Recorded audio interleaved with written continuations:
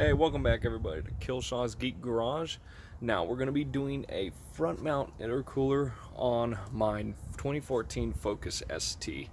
This was an intercooler provided to me by one of the Houston STRS members. He was upgrading, getting a newer one, a better one, and I took this one off his hands. So let's take a look at it and see what we're working with. So we got a nice Mishimoto intercooler with custom brackets that he made for this. Some Mishimoto hose T-clamps, Mishimoto boots, the different adapters that you need for the for your sensors and everything.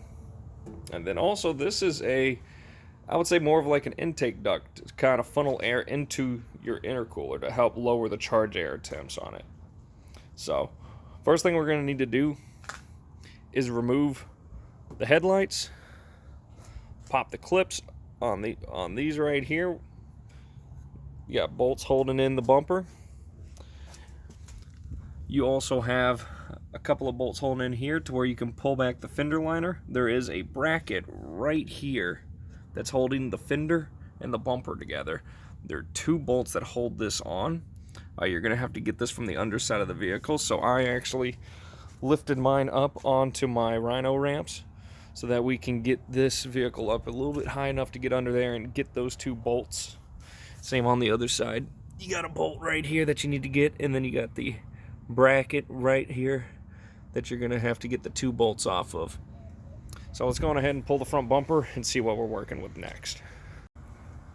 To show you what I was talking about on these brackets that hold the bumpers and the fenders together, you can actually see it right here. If you notice, there's two clear, or they might be yellow, just depending on how old they are, but those are little well, those are where the bolts are at. They're two 10mm bolts. You're going to have them on both sides of your vehicle. So you'll be able to easily reach them from either in here, or if you remove the paneling on the underside, you can reach straight up to get to these two bolts. And once you remove those, and you remove this bolt, all these clips all across the front, and this bolt right here, this front bumper, and also don't forget, you got to pop these little tabs that hold this on. This whole front bumper will come off as an assembly. Now you got to be careful, because sometimes you have the fog lights, they have their connectors on the inside that you got to pop off. Sometimes you have harnesses, bumper harnesses, stuff like that, depending on, if you have parking sensors, all that jazz. So just be careful whenever removing your front bumper. Alright, now that we got the front bumper removed, what we're going to be removing next is, we can remove this right here if you really want to.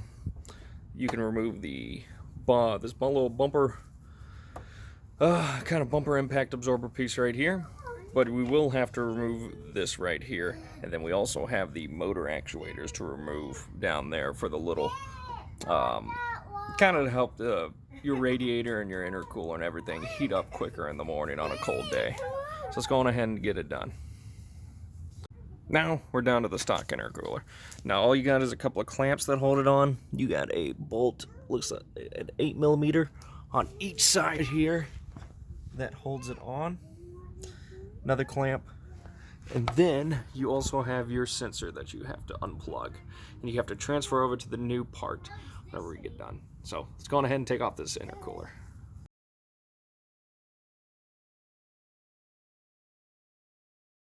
Well, unfortunately, we had a camera malfunction while going back on with the new intercooler. So I'm going to show y'all what the old intercooler looks like and what it looks like with the new intercooler on there right now. Big difference. The toughest part is drilling the holes into the crash bar because it's hardened steel. So, yeah, let's just say that took quite a few hours to actually do. So, let's take a look and see what we're working with. So, voila, old intercooler out of the car, and new intercooler mounted right there.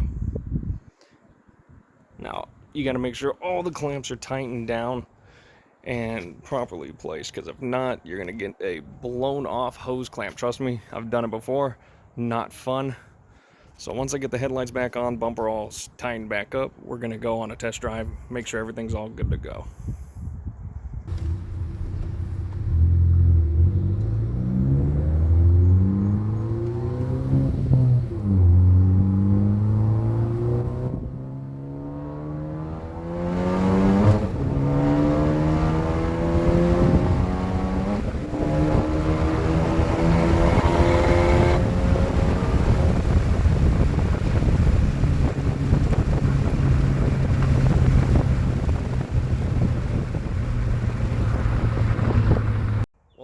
have it, nothing popped off, nothing blew up.